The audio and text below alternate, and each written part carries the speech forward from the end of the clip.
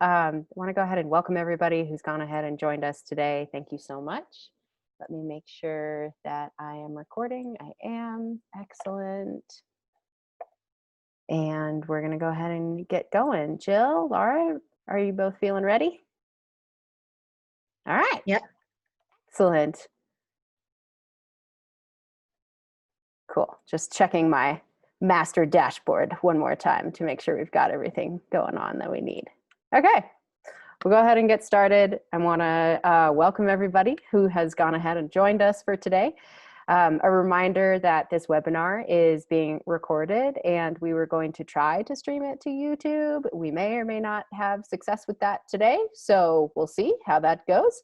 I think if we do get the live streaming working, we will go ahead and drop a link in the chat. But until then, we might just have to do this live, record, and make the recording available later. The recording will absolutely be made available on Sierra Business Council's YouTube channel, either later today or early tomorrow. So never fear if you are multitasking and not catching everything that's going on. Quick overview of our agenda. We're going to do some housekeeping, how to ask a question. Just a reminder again that we are recording this. I will be doing a quick intro and a discussion overview that will then have the opportunity to hear from Jill Sanford, our communications manager from Sierra Business Council. She's going to discuss our Sierra Nevada geotourism and the Lake Tahoe Water Trail from Sierra Business Council. And then we're lucky to be joined by Lara Buluç, Sustainable Operations and Co-Climate Change Coordinator from the U.S. Forest Service. She'll be discussing the U.S. Forest Service's Sierra Nevada Recreation Infrastructure and Vulnerability Assessment and Adaptation Strategy. And we'll do that very quickly, and then we'll go ahead and introduce all of our panelists, at which time they'll turn on their video and we'll be able to hear from them.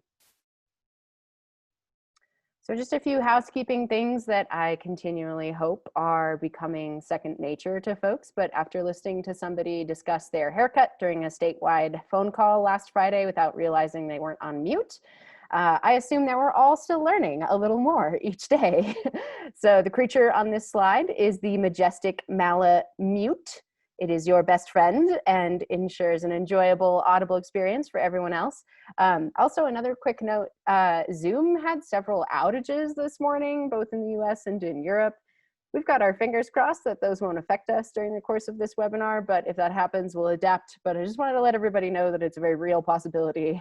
We've got some contingency plans in place if that does happen, but bear with us if we have any technical issues with Zoom today. Sounds like it's not their finest day today.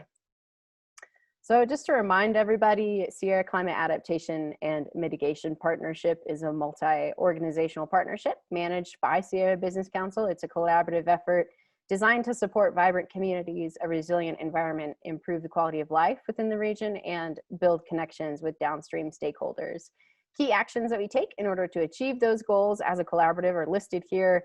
In a nutshell, we activate the region on climate change. It may seem strange that a climate collaborative wants to have a discussion around sustainable recreation, but because of our part as a program of Sierra Business Council, and because of our very valued partners like the U.S. Forest Service and the work that they do, we're lucky to be having that conversation today. Also, we cannot escape the fact that recreation is an economic engine in our communities. And in order for those communities to be resilient and have high quality of life, we have to talk about recreation as an economic engine.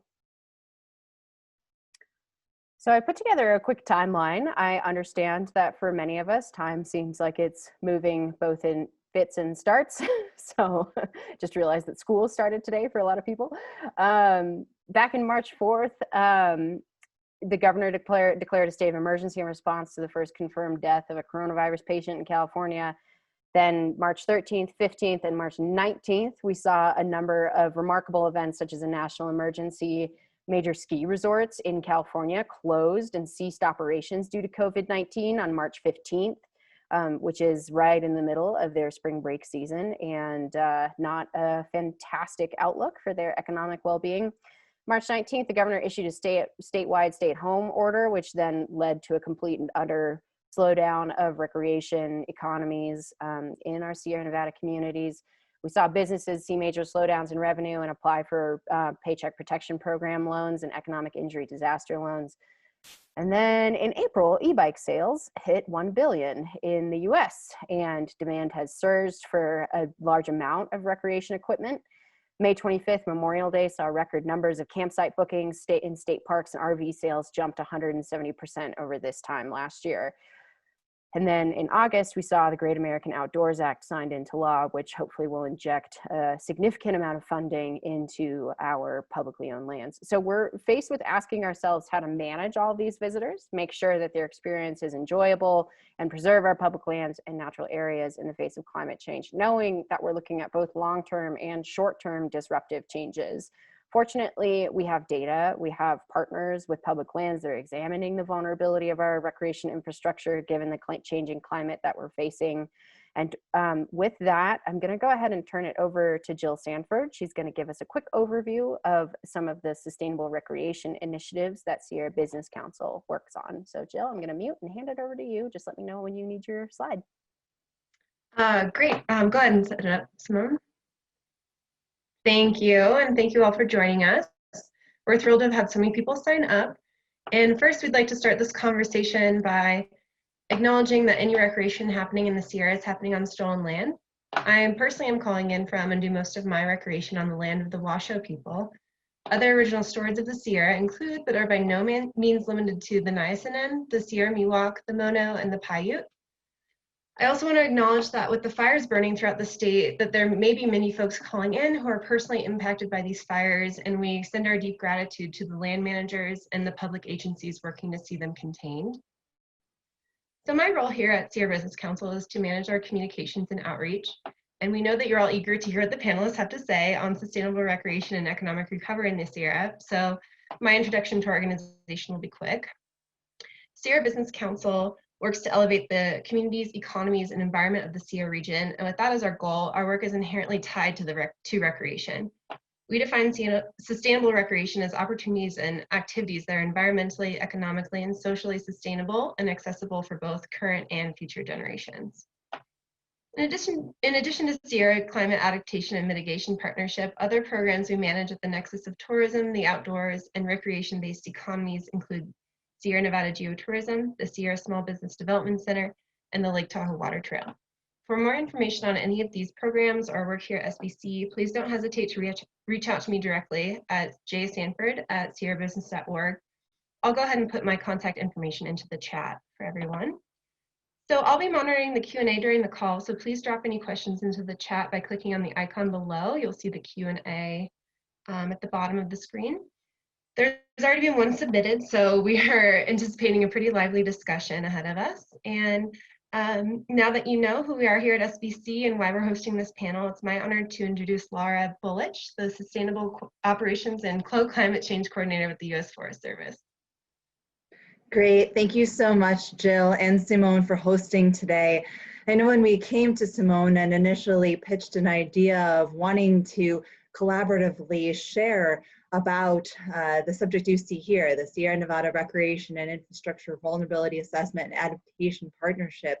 Simone was just fantastic at coming to the table with some really innovative ideas and working very hard to develop a meaningful panel for today. So thank you very much, Simone. We do appreciate your partnership.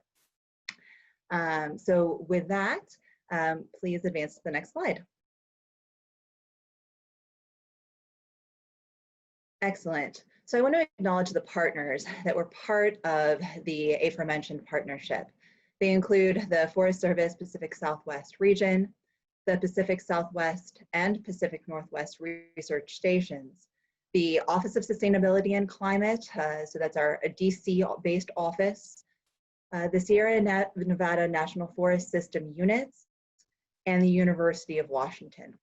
Next slide, please.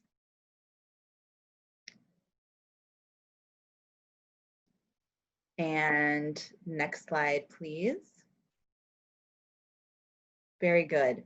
So in terms of objectives, wanted to review for you just kind of where we were coming from with our GTR, where we sought to go. And so you'll be able to match these objectives to the final products that I'll be sharing momentarily. So the first objective, as you previously saw, was to synthesize the best available science. And the second was to develop a framework and tools for managers to incorporate the best available science plus existing complementary assessments into Forest Service recreation and engineering program assessments. So we really wanted to make sure that our project went beyond the page and into implementation.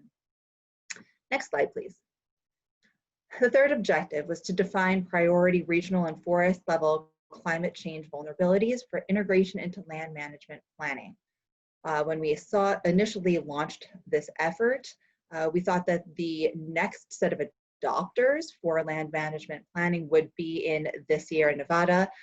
Some of you who track Forest Service planning efforts are aware that instead the emphasis has moved out of that arena and up into the Northwest Forest Plan area, which actually borders Forest Service Region 6.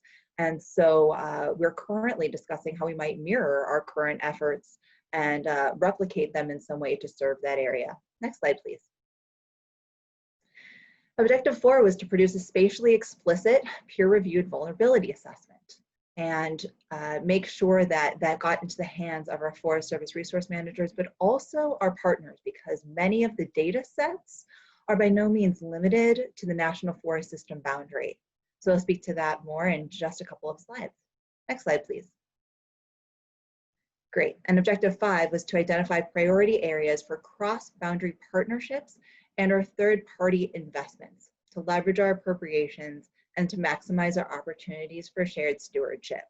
So I know today is a fantastic opportunity to be connecting with many of our key partners as we thinking about what opportunities we have to leverage this information, again, in our gateway communities and even beyond.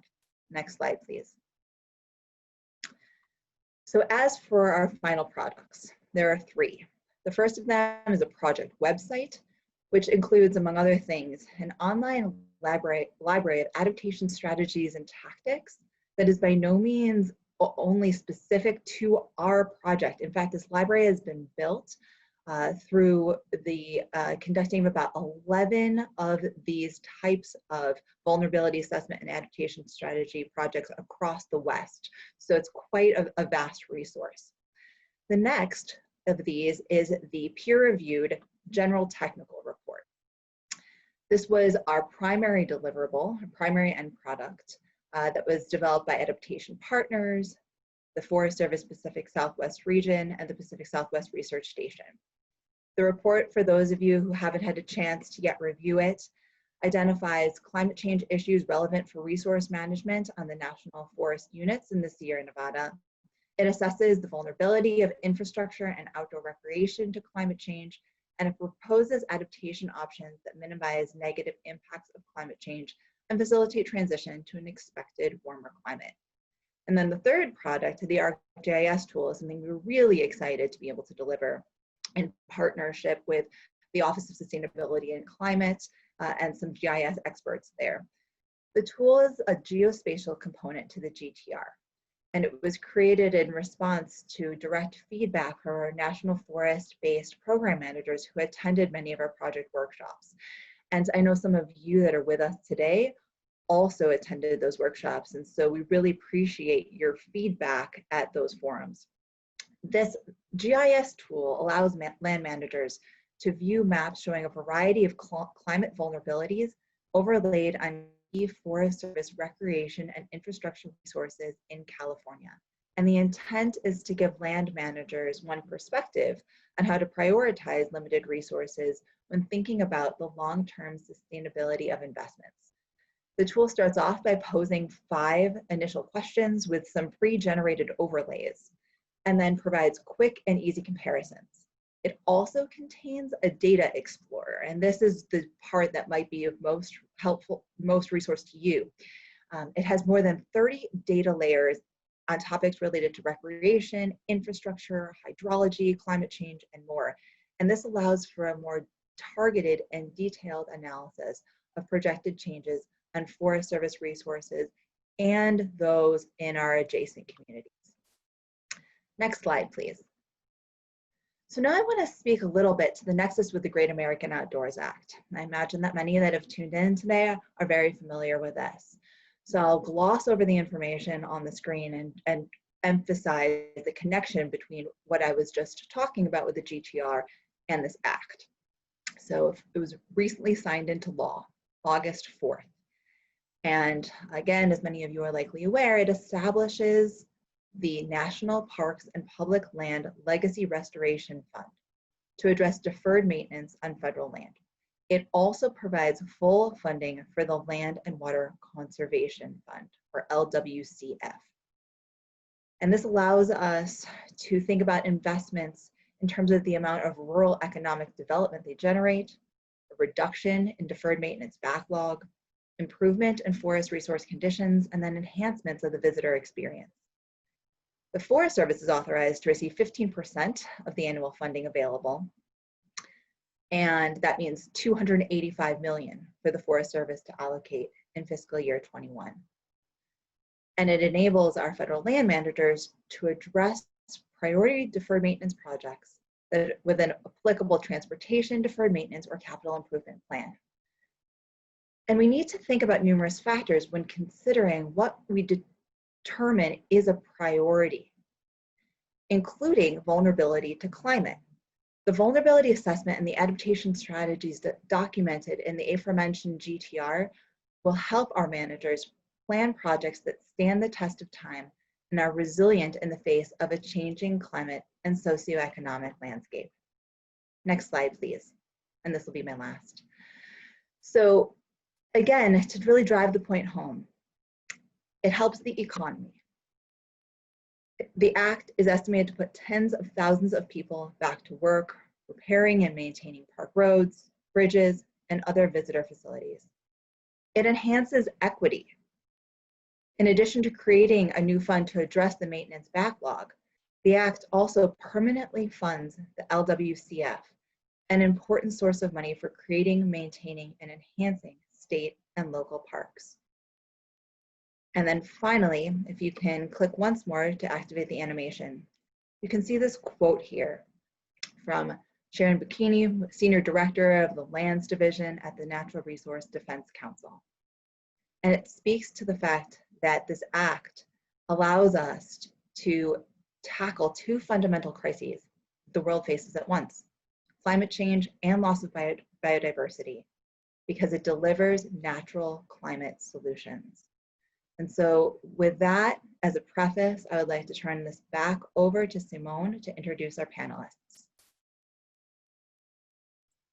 Thank you very much, Lara. That was excellent. And if nothing else, it absolutely illustrates the, I think very thoroughly it illustrates the landscape that we find ourselves in. So thank you. I'm going to go ahead and introduce our panelists, which I know everybody's excited to hear from. I'd like to welcome Dr. Patricia Winter. She is a research social scientist with the U.S. Forest Service. I'd also like to welcome Dr. José Sánchez, who is a research economist with the U.S. Forest Service. And panelists, if you could turn your videos on as I call you, that would be fabulous. Thank you, Dr. José Sánchez. I would also like to welcome Teresa Simsiman, the California Stewardship Director with American Whitewater. I'd also like to welcome Katie Hawkins, the California Organizer on Advocacy and Policy from the Outdoor Alliance. And finally, I would also like to say hello and welcome to John Wentworth, the Chairman and CEO of MLTPA, and who's also serving on the Town Council for the Town of Mammoth Lakes. So thank you all for joining us today. We really appreciate it. With that, I'm going to go ahead and stop my screen share. So give me just a moment. And we are going to go ahead and get into this because I know that we have a number of questions from folks, and I want to make sure that we're able to address all of those. So give me just a moment to rearrange some of my windows on my screen. All right, there we go. Hi, everybody. Thanks for joining us today. So to go ahead and get started, I think this is something that I think a lot of people have questions about, and obviously the interest in this subject matter is pretty strong given our registration for the webinar. I'm hoping that we can define sustainable recreation up front. And John, I think I was going to throw that question to you to start, but I know that everybody else on the panel probably has a question, has a thought on that as well. So I think we'll essentially do like a round robin if you're comfortable with that. Sure. So Simone, thank you very much. I think all of us on the panel and folks watching today can truly appreciate the unique convergence of circumstances that are bringing us together for this conversation. This is really unprecedented for all of us who work in this space for many years. So many truly exciting, groundbreaking things are happening. The Forest Service defines sustainable recreation as connection opportunities, activities that are ecologically, economically, and socially sustainable for present and future generations. It's probably a good common sense definition to start with, and I'll start with that one. Awesome, thank you. Katie Hawkins, would you like to weigh in on that? I'm just going around on my screen. I hope that's okay. Absolutely. And Mr. Wentworth kind of took a little wind out of my sail. I think we all kind of are using that definition. And so I feel like we're all going to echo each other's comments. I would just also like to add that sustainable recreation is also available to all people and takes place on public lands and waters as within rural communities and urban environments. And so that would just be in addition to Mr. Wentworth. Excellent, excellent. Does any, Pat, Jose, Teresa, I assume we might be working off the same definition, getting a thumbs up from Teresa. Did anybody have anything else to add to that definition? So I would Pat, sorry, Jose, we'll start with you and then Pat, we'll throw it to you. Okay, so I'll start. So then actually I've been working since 2017 with some research from the Forest Service, universities, other federal and state agencies, non-governmental organizations, and industry groups to address recreation planning, land management, and community development challenges. And we actually came up with a new definition of sustainable recreation. And the definition that we came up was sustainable recreation is a shared approach to management that is based on integrated social ecological management concepts and encourage human access and enjoyment while advancing environmental, economic, and social community resilience and maintaining and developing our natural and cultural heritage. So actually we developed also an agency publication that came out earlier in April called Igniting the Science of Outdoor Recreation, Linking Science, Policy, and Action, that provides new way of thinking about recreation and prompt institutional changes and how outdoor recreation and tourism are planned, and also manage of public lands. It was based on several working papers that was presented at the Sustainable Recreation Workshop, and I think it was 2018 in Golden, Colorado. Some of you might be were probably there. And again, I have that link for if anyone is interested in having that publication. We also worked on future recreation research needs for sustainable recreation, and that it's coming out probably in a month or two. So I could also provide that link once it's available. Yes, please. Thank you, Jose. I think all of our attendees would be interested to read whatever you have to offer, especially as it comes out. Good to know that it's an evolving definition. Pat, did you have anything to add? I wanted to make sure we covered you as well.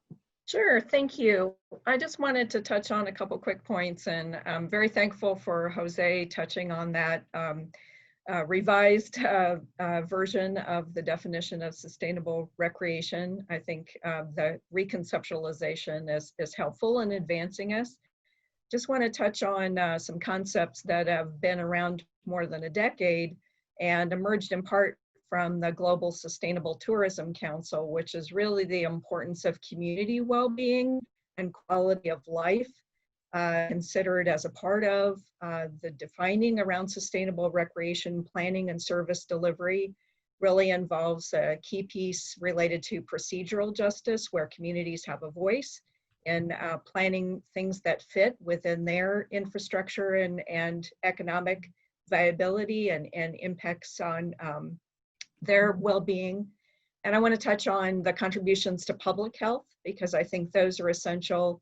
Already mentioned was, this concept of recreation for all, and we want to be mindful of the importance of equity, really distributive justice around these opportunities, especially in our current environment with this pandemic, folks getting out on recreation lands and making sure that those opportunities are provided in such a way that the communities that have the potential perhaps to benefit most, but have the least access, are kept in mind as we're moving ahead in thinking around sustainability. Thank you. Excellent. Thank you, Pat. Teresa, did you have something to add to that?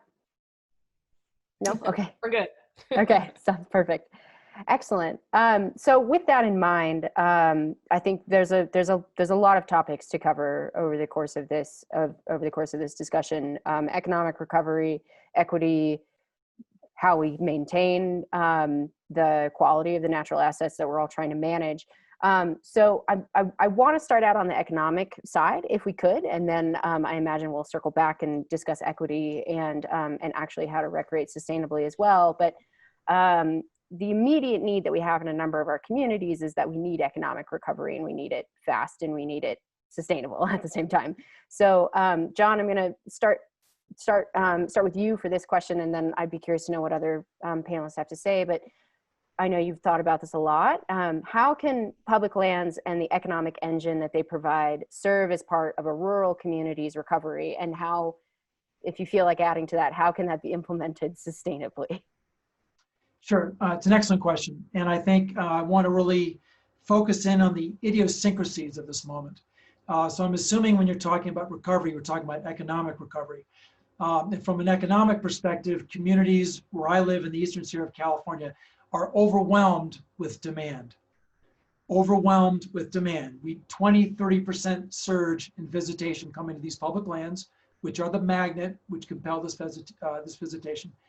And so the challenge that we have goes right back to sustainable recreation. Great representations from José, Pat, and all the rest of us about what sustainable recreation is. In order to make sustainable recreation actionable, you have to create functional alignments between local jurisdictions, towns, counties, and the federal land managers that manage that landscape. That is the key challenge. And that challenge is in place whether you have too many people or not enough people. And right now we're in a situation where perhaps our visitor audience is more than we can handle. It just re-emphasizes that profound and fundamental need to create functionally working partnerships and relationships with counties and federal public land managers. And that is what this is all about. Excellent, thank you. Pat, José, do you have any thoughts from the federal perspective on that question? Or on John's response?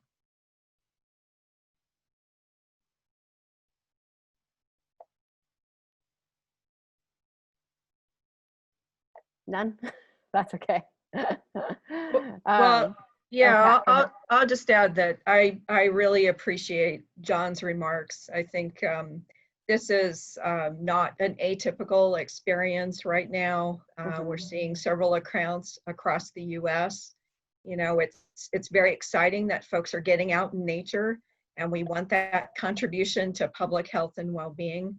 But, you know, we really need to elevate the reliance on tools around managing that level of visitor use and keeping things at a reasonable social and ecological carrying capacity. And I'll just note the importance of the work of the Interagency Visitor Use Management Council that we talk about in our assessment. You know, there are a couple great guidebooks on providing assistance towards that end. And then I'm sure we'll be talking more about, you know, what happens in terms of impacts, both under and over utilization of recreation areas, and then how that balances out with climate change effects. Absolutely. So on that question, I'd like to address one of the questions from the audience, because this kind of gets to the heart of the issue and the overvisitation that we're talking about. One of the questions that we had was, how do you balance recreation with sustainability? This summer, our communities from Mammoth to Tahoe have been inundated with an onslaught of COVID-19 urban refugees. The problem is not just that many of these new recreational tourists do not know how to behave. There are just too many of them, and they have been having never before seen impacts on our public lands. What do y'all propose to get a handle on this problem? Should the national forests limit access to popular areas as Yosemite has done this summer with success? John, I don't know if you want to weigh in on that first. Yeah, go ahead. Yeah, I'll get started real quick. The first thing that all of us who live in gateway communities need to always keep in mind is that these federal public lands are truly the public lands of every citizen in the United States of America. These are the public lands that belong to the United States, the citizens of the United States. And should there be a situation where there's a global pandemic and where all activities in, say, urban areas are no longer accessible, and the American public chooses to come to the public landscape for refuge, for solace, for all the benefits that public lands offer, that is their right, and that is their choice to be able to do that. And it goes back to, again, getting that functional alignment in place. Pat mentioned carrying capacities. Local gateway communities and counties need to work with the federal land managers to understand what are the carrying capacities of landscapes.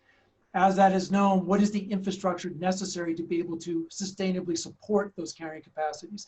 And then how do local gateways work together with federal land managers to create the programs, the infrastructure, the messaging, which is critically important, out to the larger public to understand what expectations they should have for a public land experience in this situation. None of us know how long this is going to last. We may have compressed a decade's worth of time into 6 months. This may be a new normal. In either situation, we need to turn back to sustainable recreation and creating the alignments between all of us to be able to manage these natural resources effectively and sustainably for the public. I want to add one thing about Yosemite. Yosemite is a kind of a unique situation. There's one way in, one way out. So there's infrastructure that supports that type of a management plan. The rest of the Eastern Sierra, pull over on the side of the highway and you're dispersed camping. And that's an allowed and acceptable use at this point. So it really comes back to partnerships, forming those functional alignments of capacity and interest and need to be able to adjust these kinds of needs going forward. Thank you, John. I would be particularly interested, Teresa, I'm hoping I can throw this question your way, and Jose, and Pat, if you have anything to add, please do. But I'm very curious to know, typically when we start talking about sustainable recreation and carrying capacities, then there's the inevitable discussion of how do we limit overuse and how do we ensure that people are not overusing the resources? How do we ensure that that overuse doesn't, that limitation in an attempt to protect our natural lands does not disenfranchise people that may not be able to pay a very expensive entry fee or join a lottery on a moment's notice. Teresa, I'll throw it over to you first, and then I saw Jose nodding, so I think we'll go over to him next. Well, number one, it's communication and being collaborative, finding out what the issues are, and working with the stakeholders. At American Whitewater, we're experiencing situations where we have to take a close look at recreational flows when they are released and whether utilities should release them in this time of COVID. We absolutely have open communications to the local counties. Is this something that could, how is this going to affect you in terms of your facilities, and what do you have available to react to COVID in terms of your medical facilities? You talk to the community businesses. And again, in terms of making it equitable, it really is about communication and making sure you are communicating with the folks that have a stake in it. Jose, did you have anything to add to that? I saw you nodding when I was asking the question. Yeah, no, definitely. I think the communication is a big part of getting the message, especially where there's a lot of usage. And I think we do have the Forest Service have a lot of land forest that is underutilized. So I think if we do provide that information that there's a substitute site that recreationists could go and their experience might not be the same, but it's probably comparable. I think that could alleviate some of the problems that we're seeing with some of the overuse. There's a lot of we're seeing a lot of the recreation usage right now. It's a lot of first-time users, so they tend to know where the popular areas are. So if we do provide some of the substitute sites that they could go and where it's less crowded, and that could probably alleviate some of the overusage of some of the sites. Excellent. Yeah, and I do remember that's a big piece of the publication that the U.S. Forest Service put together, was essentially spreading out high intensity use and making sure that people are aware of some of those underutilized landscapes. Jose, we've got a question from the audience, and I'm curious to know what your thoughts are on this. What do you think is the biggest challenge to equitable access, and how would you suggest overcoming it? So one thing that we could do is, and we've seen it now, is work with nonprofit organizations. There's like Latino Outdoors, Afro Outdoors, Corazon Latino, that actually take first-time users to the outdoors and exposing them to what's nature. And I think if we do work, if federal agencies do work with those nonprofit, I think it could help solve some of those issues regarding equity. So I think that's probably the main, my strategy would be work with nonprofits, because they know the community, and the community trusts them, and so providing some programs with them. So Pat might also have some other input, because I know she does a lot of work with this as well. Anything to add? And then I want to ask Teresa and Katie that question as nonprofits that are working in the area. Sure. So, common among people who visit and don't visit is, a lack of time. We really can't do a whole lot about that, but certainly barriers that we see more often reported among communities of color are a lack of financial resources and transportation related issues, which in some ways intersect. So as Jose mentioned, partnerships with different providers that help open those doors that are embedded within communities, help really impart that sense of belonging and inclusion. Folks like me go out and recreate in these spaces, being able to see that and attach one's identity to that experience of viewing oneself as a recreationist and feeling welcomed is really key.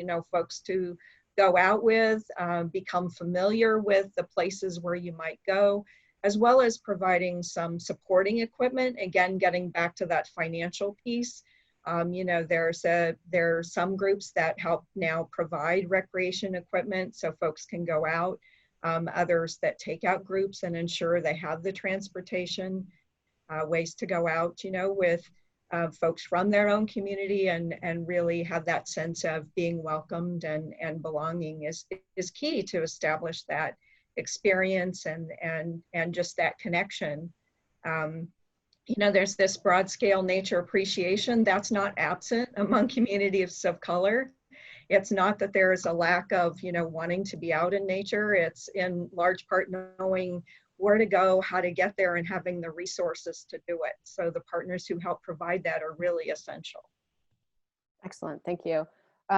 Teresa, as a nonprofit working in that area, do you have anything to add?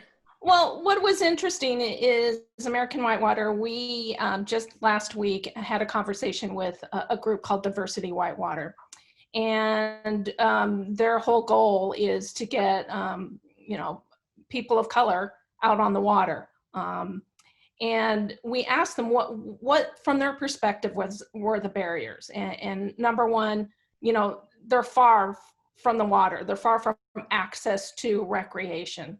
And number two, I thought that gear expense was going to be like the number one issue, but what really came about was the fear of being in the outdoors. There's a risk perception, and why folks, and to encourage folks to get out together, because when people see people like themselves out on the water, in our case, it mitigates that perception of risk. So I think another thing that really came up, and this was from Antoinette, who is Black, was that there was a fear of water, especially because it's cultural. She's second generation out of slavery, and it never occurred to me that there would be such a bad connotation of being around water and getting on a boat. And that is from their cultural folklore, second generation out from slavery. So I think there are some cultural things that folks need to get into and understand. It's not just about economics. It's not just about that they can't get out. I think the number one thing is the fear, and not seeing another person of color out on the water. One of the things that they said that I thought was so helpful was that as a nonprofit group or the groups that are trying to find out how we can get more equity in the outdoors, is we've got to do a better job of amplifying, normalizing people of color out in the outdoors. And that means allowing them to see themselves outdoors. Thank you, Teresa. I appreciate it. Katie, I'm curious to know, you work in both the government and in the nonprofit sphere. You work with a lot of brands. You're in the private and the public sphere. What's your perspective on that? Well, I just echo the comments of my colleagues, to be honest. I mean, everyone, we do see that through line. I would just add, though, we got to meet folks where they're at. You know, and my colleague Teresa does a lot of work in the Central Valley. You know, a lot of folks aren't even thinking about Yosemite. They're thinking, how can I get a safe access on the San Joaquin River, right?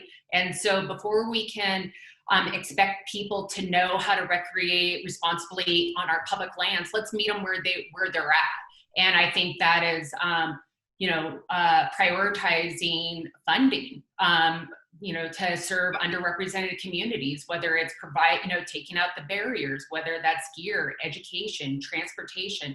And we live in a state where there are a lot of amazing partners. Jose mentioned a number, but there are people doing great work throughout the state to bring the outdoors to, you know, to meet folks, to meet these outdoor recreationists.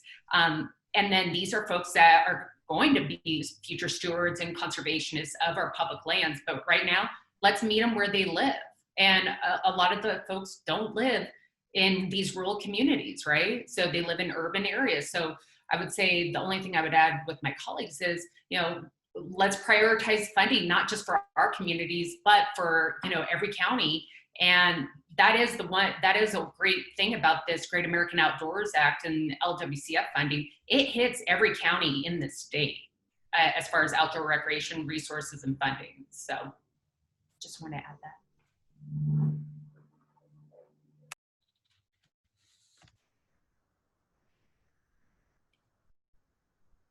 Simone, you're on mute. Oh, thank you. How embarrassing. Yes, and just on the flag, Katie, we had a question from the audience specifically about the Great American Outdoors Act, which I'm hoping that you might be able to answer. Somebody commented, in many states, the number of federal land management employees is greatly reduced, affecting permitting, collaboration, and regulatory activity. Is there additional funding in the Great American Outdoors Act for staff to assist the public? And Katie, if you don't have that answer, I think some of our U.S. Forest Service partners might. I'd like to have the Forest Service answer that, okay, because they can speak to it better than I probably could right now. Awesome. Pat, Jose, do either of you, or Lara, do any of you have an answer to that question? We might have to come back to that one. So Pat's got the answer. So Lara, please interject if I misstate here, but my understanding is that that is not for permanent hires, so filling positions, but there will be opportunities to fund through collaborative partnerships. And you know, we have some programs that provide internships and whatnot that may be able to be used through that funding as well. Is that what your understanding is, Lara? That is my understanding. In fact, this question was posed to our Acting Deputy Regional Forester of Operations, Steve Lohr, on an R5 all-employee call last week, and that was his response. John? Thanks, Pat. Anything to add? Just to add to that, I very much appreciate Katie wanting the Forest Service to go first because they're the feds on this one. But I think for those of us in the sustainable recreation space, if you look at the specific directives coming from the Chief of the Forest Service and from the legislation passed by Congress, it prioritized partnered efforts. What projects are going to come forward that have partners associated with those efforts? That's critically important. And also the ideas around employment and economic recovery. The Forest Service is actually doubling down on sustainable recreation with the language in this act. And we can talk about this more, but functional alignments, partnerships, that's driving a lot of this. Excellent. Thank you, John. Okay, so I want to shift us just a little bit to a slightly larger question and bring us back to a little bit more of an economic discussion. So I'm curious to know how panelists anticipate local, rural, community economies are going to shift given COVID-19, the future trend of remote work, and what I think we are all understanding is going to be an increase in outdoor rec. And Jose, I'd like to throw this one at you, and then I think Katie and John are probably going to have something to add as well. Okay, no, thanks for the question. Yeah, I think even before the current pandemic, I think rural communities' economies have been shifting as climate change has resulted in precipitation being more rain instead of snow. We have seen actually in the mountain communities, snowpack have been reduced. So as a consequence, we've seen that winter seasons are being shortened and summer seasons are being expanded. So actually to take advantage of the longer summer seasons, a lot of the mountain resort communities have expanded their summer operations to include summer recreation activities. I know in Tahoe and you see more about zip lining and other mountain biking and other summer activities. Furthermore, I mean, we definitely are seeing more recreation, outdoor recreation, especially as we've seen hotter days. So people from cities are going, escaping the cities and going to higher elevation where it's cooler. In turn for the COVID-19 pandemic, being outdoors or in open space seems to be safer, as it does allow for you to be in, create that social distancing. And we also found that in recent research based on COVID-19, we found there's an increase in visitation, change in visitation patterns, and also new types of visitors. So for those and also for those individuals that become more active or maintain physical activities during COVID-19, we also seen that there's lower anxiety than those individuals that don't do any physical activities. So therefore, as public lands are seen as safer and more beneficial, we're definitely going to see more higher demand in outdoor recreation. And like somebody already mentioned, now we've seen that some of them are actually overcrowded already. Mm-hmm. For the last part regarding the remote work, we know that in theory, people that take more outdoor recreation trips on average tend to live closer to public lands. So based on this, we do expect to see more people that enjoy the outdoors to move closer to public land. However, since remote work does require internet and we also need housing infrastructure, and I'm not sure how well the rural communities have that infrastructure, we still need to further do research on this to see how the real economic impacts of people moving to rural communities. Katie, do you have anything to add to that? And then John, I'll throw it over to you.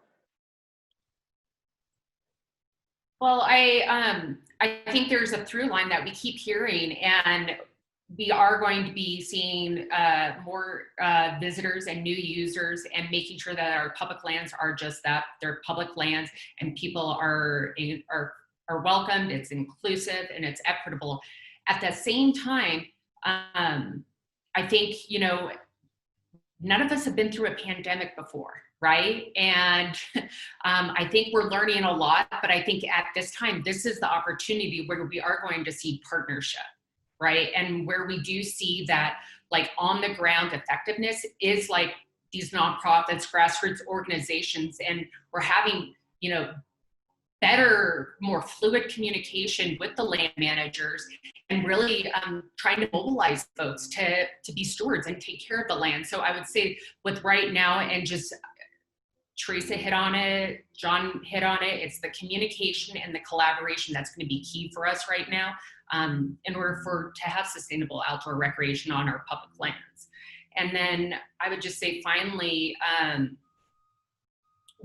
you know, one of the things that we're seeing from an Outdoor Alliance perspective is we are working with nonprofits throughout the country, and everyone is doing really amazing work. And one of the things is we are being able to leverage and hear, you know, the amazing work that other states are doing. And so again, just kind of breaking down that the siloed ways that we've been working together. I mean, we are working with different states to be able to just get the intel of maybe what's working in different parts of the communities throughout the country and bring them back locally. So I just wanted to emphasize that.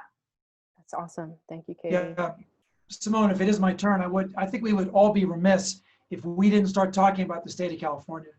The state of California has established a leadership role in climate change, in rural economic development around Regions Rise Together, a program of the state, and also doing very significant, important work around the natural resources in the state.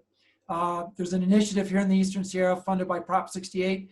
Lara, Buluç, Pat, Jose, and I have all been working on that to bring the climate change vulnerability assessments being undertaken by the federal government to line up and to synchronize with efforts being undertaken by the state. It is really critically important at this point that the state of California, with its leadership and access and equity around state parks, climate change programs, the Regions Rise Together, which is unique to the state of California, it's really time for all of us to start connecting those dots and bringing state leadership into the space. It's been a huge deficiency. The state has struggled with outdoor recreation. It hasn't quite known what to do with it yet. But I think with this confluence of things coming together, not the least of which is the shared stewardship agreement that was announced by Governor Newsom and Chief Christensen last week, agreement for shared stewardship of California's forest and rangelands between the state of California and USDA Forest Service Pacific Southwest region. And Governor Newsom wasted no time in mentioning that agreement when he was talking about the fires last week. We mentioned the federal partners that are involved in firefighting and climate change and things like this. So I think that's a space we all need to get into and get into in a big way. Yeah, John, on that, we've got a question from Colin Robertson. They're asking, how can we work to capture recreationists and recreational influence in terms of conservation and sustainable economic and community development, not just measuring their impacts? Yeah, and I think that's the kind of investment that needs to be made. Again, I don't want to say investment in terms of the state, but that awareness that recreation activities, infrastructure, programming are critical to goals of equity, climate change, and conservation. And we have to create these functional alignments so we can break down the barriers between federal land managers, local jurisdictions, gateways, and the state. So, I mean, Teresa shared profound insights into what it's going to take to get folks of color out onto their public lands. Transportation is a huge issue. Katie's point about engendering these kinds of activities where people start, they take those baby steps, understand what nature is all about. This is a very, very rich space that is replete with opportunities. Mm-hmm. And again, it's just about all of us getting together, finding the opportunities, getting the resources, the capacity we got to work with, and people of goodwill making this happen. And we are in that moment where this is a time where this could really start getting going in earnest. Yeah, John, I want to just add to that if I could. I think you bring up this excellent idea of opportunity because all of this is all happening at the same time, because we have the shared stewardship agreement, because we have the Great American Outdoors Act, because we have a lot of political will for expanded recreation infrastructure and recreation spending. This is a major opportunity. So I guess I want to ask the panelists, what do you see as the biggest opportunity to ensure that both our economic recovery is equitable and ensure that it's inclusive, while expanding that recreation access? And I know that's a big, hairy question. I don't know who wants to go first on that one. Well, I think overall it is really kind of geared us all to take a look at how do we address it. And one of the biggest things is at American Whitewater, what we realize is we have to invest the time in engagement. And I think overall, I think that's one of the positives about COVID and about the current situation with Black Lives Matter is that we are taking a look at how do we engage and how do we engage genuinely. In terms of an American Whitewater, and Katie mentioned it with our work in the Central Valley, we really looked at being an ally to the folks, not necessarily speaking for them or their interests. We just recently partnered with the North Fork Mono Tribe in terms of helping them find the Mono Trail by being an ally and letting them use our network to find some grant money. So I think in terms of opportunities, it's really allowing us to look inside to our groups. How can we best help on the outside? Thanks, Teresa. Did anybody else have anything to add to that question? Pat, and then John, I'll throw it to you. Yeah, so I just thought I'd throw in, you know, we're talking about access and areas being impacted. So I think part of that speaks to, you know, kind of the infrastructure and gets us back to our climate vulnerability assessment, where not only do we have this pandemic, but we have this major force taking place behind the scenes that's going to drive a lot of our current and future conditions. And so, you know, as part of our assessment, we talked about different possibilities, what we could focus in on. You know, the AGO funds can go towards infrastructure improvements. And so how do you plan that out? And in part, it was thinking about how do we make these investments to last? Got a great quote from a recent meeting where, you know, the premise ought to be, let's build it once. So let's take into account what the current and projected effects are from wildfires, from heavy precipitation events, from extended drought. One of the themes that came up frequently was the importance of roads, access in and out of communities, making sure those are safe, not only for visitors and the community residents, but also first responders. You know, having some decent signage. And since we're talking about equity, maybe that signage needs to be in more than one language. Thinking about how we build our spaces to really be sustainable over time. So maybe even integrating some aspects of green infrastructure that come from more of an urban environment, talking about different forms of paving to foster cool spaces instead of, you know, contributing to heat in an area. Planning out with, you know, tree canopy cover or alternate cover. There was a discussion around some recreation spaces where the tree canopy cover has been lost over time.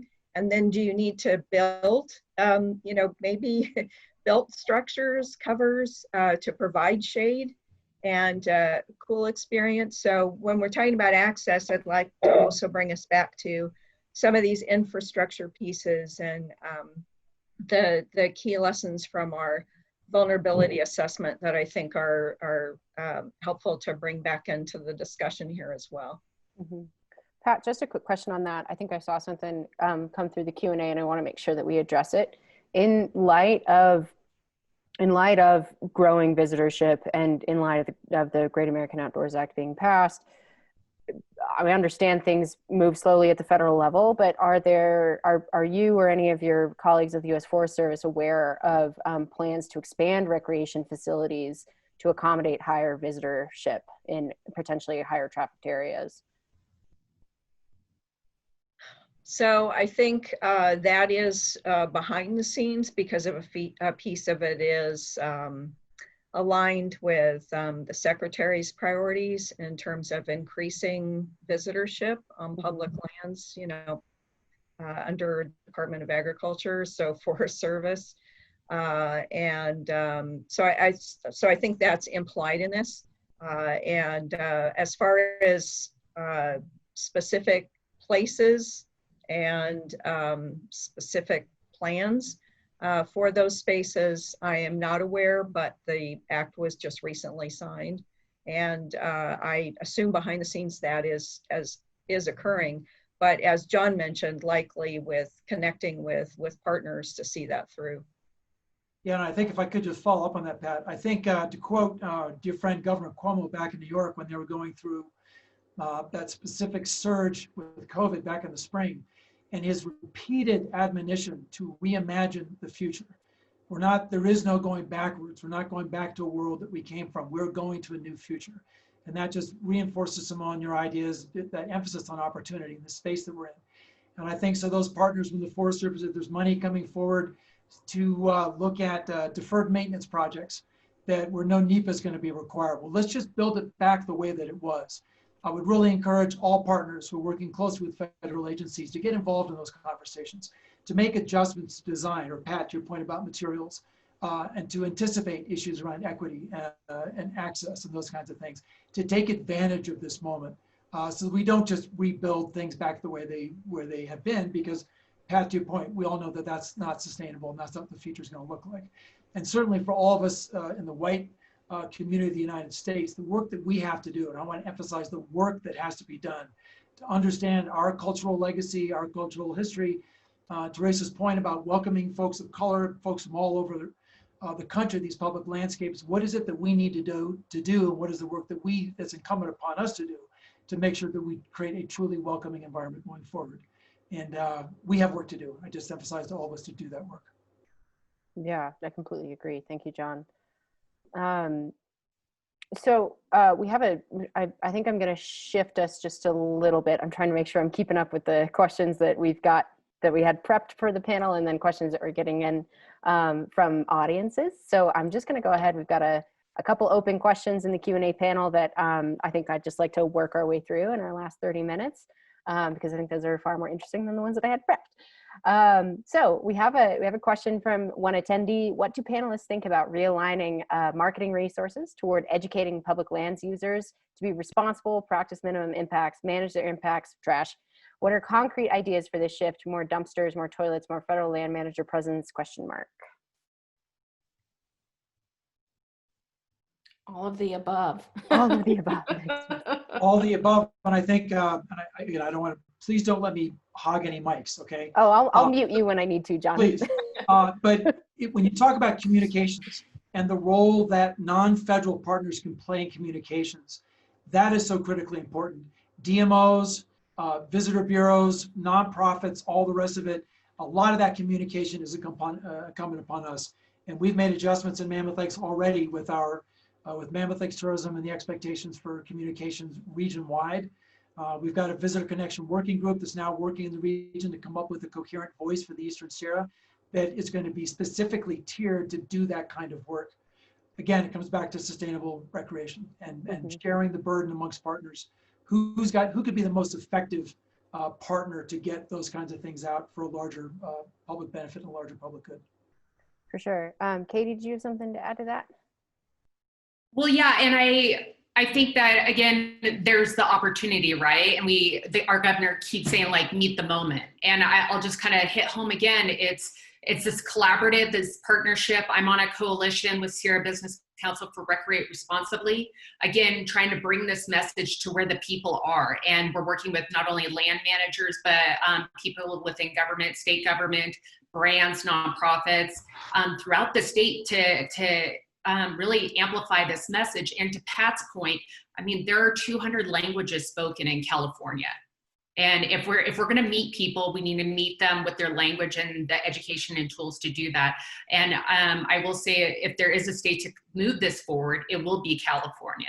And we are already starting to see some of that. But again, on top of a pandemic and wildfires, I think as nonprofit partners and the folks, attending this call is look to see where you can help support some of these local land managers and to become stewards, or how we can, use your resources and networks to support them right now, because we definitely do need to be there to support them. And also, keep our public lands and, and stewardship and conservation intact, as well as welcoming these new folks that are coming and be more inclusive. Katie, on that note, you mentioned that you're part of a coalition to recreate responsibly. One attendee noted that there's a larger conversation about the importance of using conservation education as a methodology to communicate with people in in simple, easy ways to help them understand the importance of public land as well as the opportunities that exist. We need community engagement where people are at in the urban areas. As part of that coalition, Katie and anybody else who's on the call, I'd be curious to know what efforts have been made to engage with folks not necessarily in the area yet, but that are in urban areas and coming from urban areas to rural areas. Is there active partnership there and urban-rural divide crossing? Well, one of the things that we're seeing is where the education happen is where people are on the public lands, and that's where some of that comes in with. And we have seen throughout the states, folks working with land managers as far as having trail, ambassadors and just being there to help support people that are coming into these areas. I will say though, that from a coalition or just other nonprofit NGOs is, seeing how we can amplify, this message and working with partners in the private and the government sector, but also where are these folks going? Are they going to supermarkets? Are they going to, where are they buying their, gear? Where, are they getting gas? Where are they getting gas? And trying to kind of build that community to amplify that message. And so that's part of this work, and it is work, again, that this coalition is doing. Mm-hmm. And I would add, Simone, a couple of things on that. John, I want to follow up with Katie on one thing, and then it's all you. But Sure. Katie, I'm curious to know what kind of engagement you're talking a lot about partners. We've got the federal government represented here. We've got nonprofits and local government. Where are our partners in the for-profit? Where are our brands? They can be very powerful messengers. How are we seeing partnership leveraged from brands? I'll kind of step back a little bit. I mean, the outdoor recreation economy is an $887 billion industry. It's a huge economic driver in this country. I would say that 200 billion is for trail sports. And so if I just want to kind of unpack that a little, that layer is just going back with the investment from the federal levels into trail and trail infrastructure is huge. But where now we are seeing brands, they are supporting trail efforts. We have some great partnerships. Again, you noted on that, Simone, with the bike industry. I mean, in certain categories, the bike industry this year had 500% year-over-year growth. And so what we're seeing is, the outdoor industry and brands are coming together to help support. And in California, one of the largest retailers in outdoor gear is REI, and they spend about 10% of their they spend about 10% of their philanthropic in this state. And so that's just one example. There's many examples that are going on with other partners, but there's a lot of great work that's happening right now. It's just, we need to do more. Okay. Awesome. Thank you, Katie. I appreciate it. I also just want to point out that the fact that we don't have a brand represented here is not, we had an opportunity to have a brand on the panel. It would have been just too much. So that's not because we don't have a willingness from our partners in the for-profit sector and in the brand industry to join the conversation. We just simply didn't have room for them at this panel, but I anticipate that we should have another opportunity to engage them. So just want to note that really quickly. John, I cut you off. What did you have to add? No, I'm sorry, a couple things. The first thing is to the questions, I'm seeing some of the chat about getting more of a presence on the public landscape itself. To Pat's point and José's from the federal side, Great American Outdoor Act is not going to hire a bunch more federal Forest Service employees. That's not going to happen. We've had challenges with visitor centers. We've had challenges at trailheads. We've been able to put together in place a trail host program, and we've been able to work with our local partners at the federal agencies to get a presence at the visitor centers that were otherwise closed. It's critically important to have volunteer agreements in place, MOUs in place, challenge cost share agreements in place with the federal agencies to make that happen. Again, key parts of sustainable recreation. Another piece to your point, Simone, about getting to the audience where they live. Any of your communities got a DMO, destination marketing organization, any kind of a marketing organization. They have very, very sophisticated data sets about where their audience is coming from.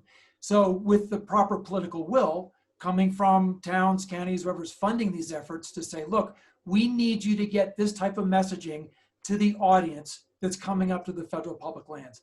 That can be done. It needs to be coordinated with the federal public land managers, so like consistent messages going out.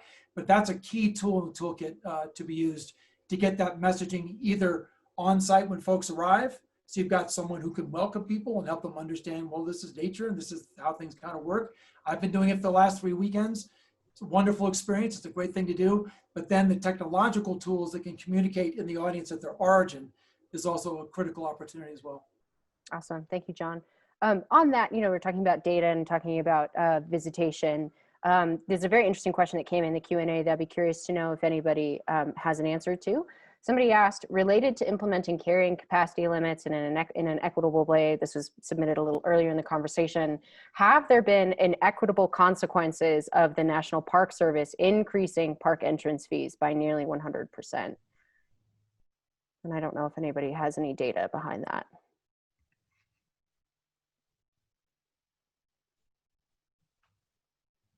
I'm looking at Jose, hoping that he has just like a data set that he can pull out, but maybe not. No, I So don't have any data set, but if you look at it just by supply and demand, definitely the cost that recreations pay right now to go to any national park is really undervalued. But we need to take into account that not everybody can afford $75. I think that was for Yosemite, the Secretary of Interior, I think he said $75 to go to Yosemite for a day. Realistically, if you just look at supply and demand, that does sound like an actual number that it will represent market value. However, there is some disadvantages having that high of a values because a lot of people can't afford that much of a high of entrance fee. So, but in terms of data sets, I don't think no one has looked into that already, have that information. But okay, definitely there's some consequences of having a high value entrance fee. So we don't recommend that. So Teresa? Can I address a little bit of that?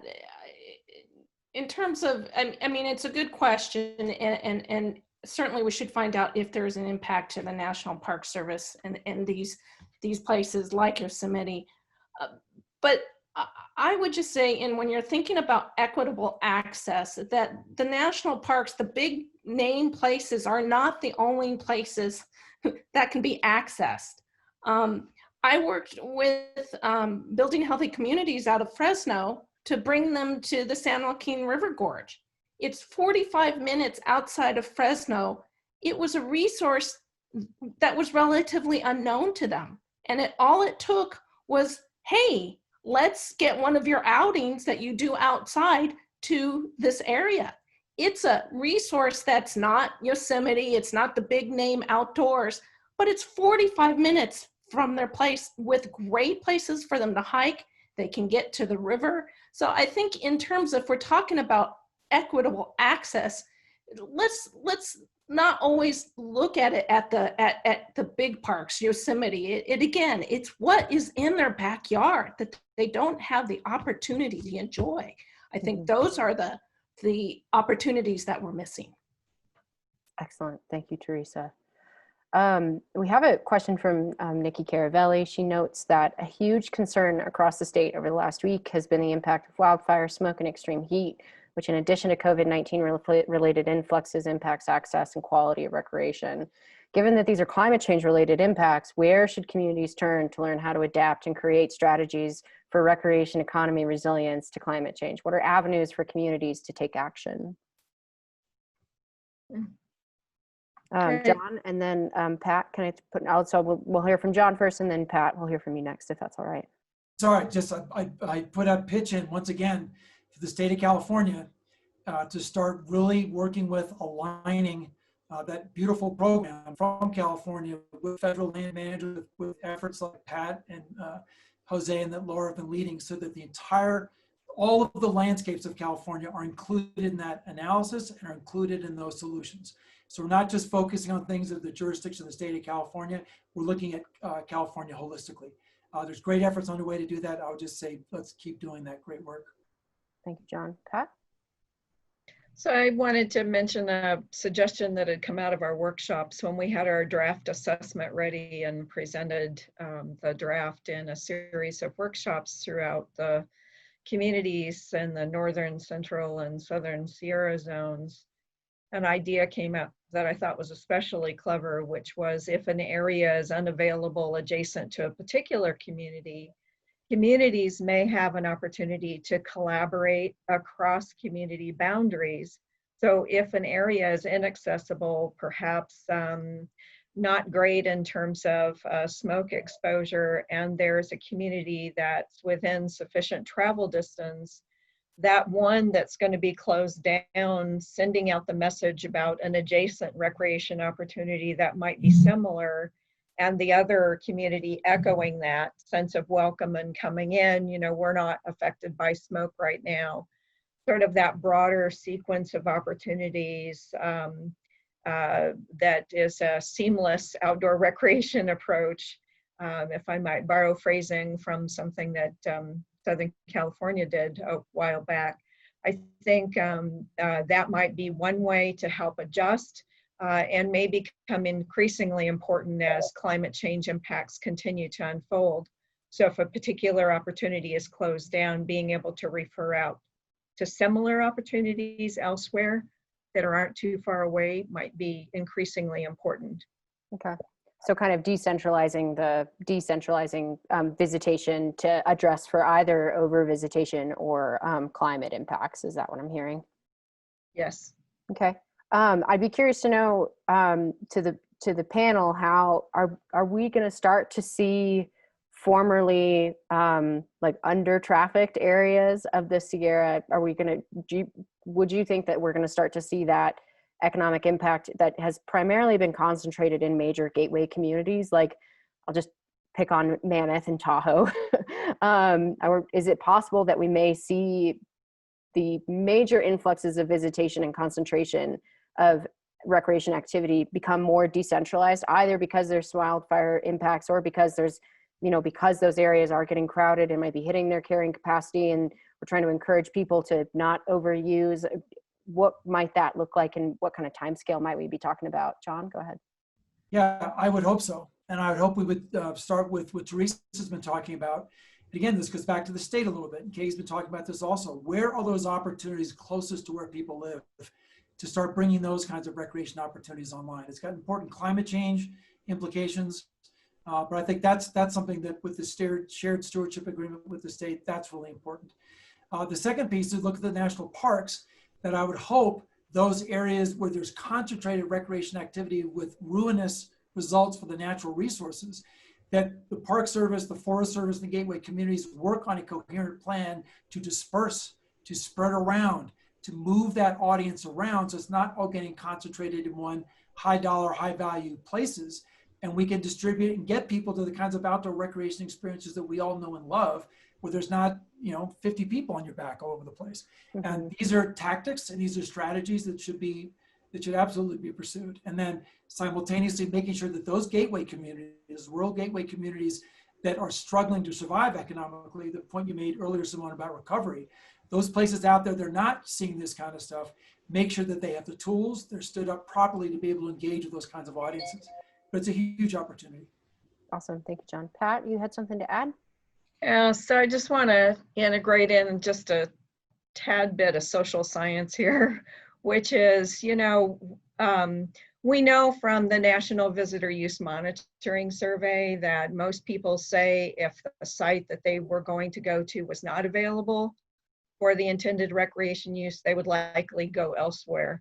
But part of the difficulty in referring folks out and trying to redistribute use is that we don't really know yet what the impact would be on connections to place or sense of place. So if folks are going out to recreate and having a similar experience as those that were shared as they were growing up through the generations, or with close friends talking about a particular area and how much it means to them, we're not sure about the effects of that substitution on the whole experience and where that would take us. So just putting that into the discussion, keeping in mind that yes, we can move people around, and in fact, people do move around. They try to find an alternative site elsewhere if they're able to do so. Not everyone is, but if they're able to do so, that's certainly something that's a frequent plan. But the difficulty is we don't yet fully know the impacts of shifting people around or them having to shift around, and that definitely needs to be better understood. Excellent, thank you, Pat. I have an interesting question in the Q&A panel that kind of dovetails with that. Somebody commented, regional and local transit could be an equalizer to support low income and diverse people to use public lands, but also support carrying capacity, limiting vehicles and instituting an entrance fee to Tahoe, Mammoth, etc. Wildfire evacuation limitations, unprecedented visitor rates, and environmental degradation has made this an urgent issue. Are there examples in the US and beyond where transit to public lands and around these areas were offered to limit vehicles and visitors yet support diverse visitors? I can Pat, speak Teresa, and then Pat, if that's all right with everybody. So I can speak to just an example that we had in the Coloma Lotus area. In the Coloma Lotus area right now, there is the Coloma Shuttle. It was instituted with a grant from the Air Quality Management from the state, and it uses the taxes for a shuttle program. It wasn't something that was easy to set up. It was a collaborative with the community and then finding somebody to be the fiscal sponsor. But, you know, I applied for that grant in 2008. You know, over 10 years later, that shuttle is still running. And today it has been like a key, they've adjusted to COVID by being able to reduce the amount of people that are on it, require masks. And it's been a key resource, especially in this time of COVID where we're trying to limit the people gathering in the parking lots. So there's certainly some transportation opportunities out there that, you know, I would hope that people could take a look at and take advantage at. And the Coloma Shuttle is a model for that. Excellent, thank you, Teresa. And Pat, you had something to add? Sure. So there was a pilot over on the Angeles National Forest, bringing folks up from local communities into some key day use areas. That was quite successful. It hasn't run this summer, I would argue, for seemingly obvious reasons, which is it's a lot more difficult, although I appreciated the examples on being able to manage that under COVID. Our thought is ultimately to try and run using local, the local metro line, run a shuttle system, if you will, from downtown LA Union Station over to the Angeles to extend those opportunities. So that's a bit more thinking into the future about where they'd like to take it next. That represents a number of partners behind the scenes making that work.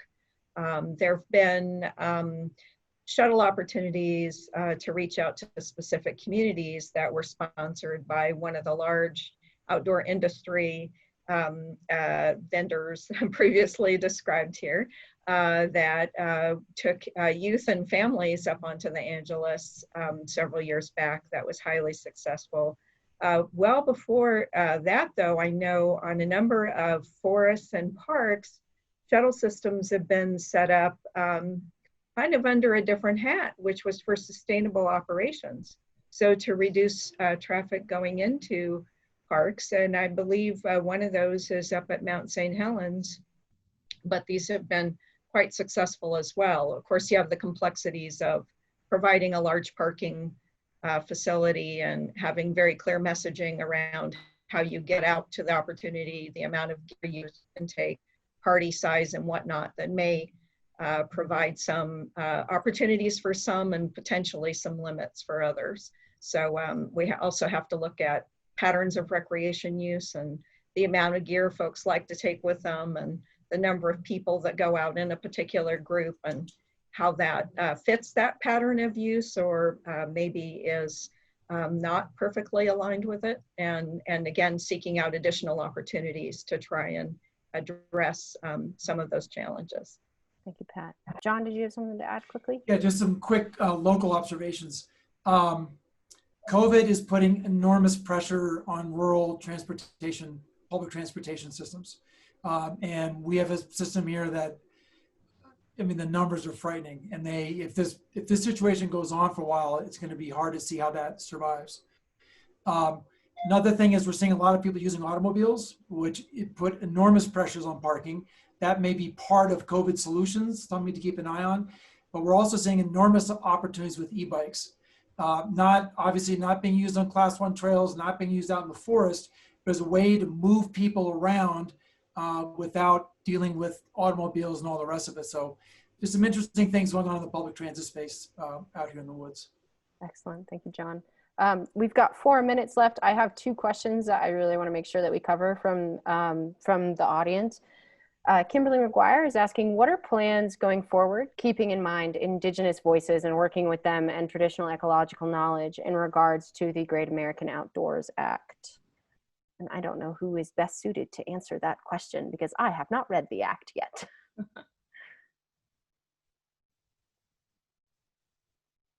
And if we don't have any answers, that might be something that we could very easily follow up on with Kimberly. Yeah, let's take that as a follow-up. Okay. Certainly if we need to also route that to Forest Service Recreation folks and get an agency response, we can help with that too. That would be excellent. Thank you. All right. Kimberly, asking the hard questions. All right. A brief shout out, not a cue, but for the panelists. We have the Kern River Conservancy in Kern County, and they are amazing and they work great with the U.S. Forest Service. Just wish there were more resources out there for our area. Kern has been impacted greatly this year in our dispersed camping areas. It has hugely affected our local environment. Maybe with fire permits, they all get no trace information. So an interesting thought. 3 minutes left. Norma Santiago is asking, given our region has a large number of state parks in many rural communities, and many of these same communities are surrounded by federal lands, how do panelists envision the partnership between state parks and federal landowners developing in the context of sustainable recreation? And I know that that is a big question to throw at you all in the last 3 minutes. John, I know you've thought a lot about this. Do you want to kick us off? Yeah, just quickly, there is new leadership at state parks in the state of California. The gentleman has a background working with the National Park Service. I think he's got unique insights into how to work with federal partners. And I would really encourage everybody to look at this new leadership that's now was announced. I think it was last week or this, I can't remember. I think it was last week. It's the new director of the California State Park Service, right, John? Yes, yeah. Yes, exactly right. And I would encourage everybody to look at that opportunity there. I think there could be some very good opportunities there. And again, going back to getting the state of California aligned with all these needs, all these great things we're talking about today. Awesome, thank you. In our last couple of minutes to any of our other panelists, Katie, go ahead. Yeah, Simone, so I would just also encourage the mission of Outdoor Alliances really is getting people from the grassroots to the grass tops. And I think we talked about partnership, collaboration. And I think as folks on this call, you're outdoor recreationists and going, your voice does matter. And I would say, like, we're about to have an election, prioritize, who you're going to vote for, not only on a federal level or the presidential, but your local, your county. And for folks that are prioritizing outdoor recreation, resources, and really, they know how much this means to their community. So I just encourage the audience and to be informed. Also consider, being a part of, a campaign or on a ballot. I mean, you can make a difference. It's not like you got to be fancy folks that know policy, well, you do need to know some policy, right, John? But you can just be a fired up constituent. I mean, that's how Teresa got into what she was doing, is she was just upset that there wasn't water flowing when she went to the river. And so she just took it up the chain. So again, I would just have the folks on this call or on this panel discussion right now. Excellent, thank you, Katie. And with that, I think we need to close our panel. We are at 2 o'clock, and I know many folks have other places to be at 2 p.m. So I want to just wrap us up, apologies if we didn't get to your question in the question and answer. We'll try to capture those and do our best to get back to you and follow up on them. The recording, like I said, will be made available shortly afterward. And I also just want to extend a heartfelt thank you to all of our partners that were generous enough to give us your time today and help really continue to have a deep and meaningful conversation about what this means for us in our communities. Personally, I'm taking away a lot of hope and optimism from this, because I think the biggest message that we're hearing is that there is a huge amount of opportunity with expanded recreation in the area to really continue to grow it in a sustainable way and make sure that we're communicating and collaborating in an effective manner. So with that, I want to thank everybody, and I hope you have a fantastic Monday afternoon. Like I said, we'll be sending out a follow-up with the presentation and other notes. And once again, thank you so much, panelists, and especially Lara and Jill and Justine for managing the chat and the Q&A while we were doing all of this. Thank you so, so much. And with that, stay safe, everyone, and we'll talk to you soon. Thank you. Thank you all.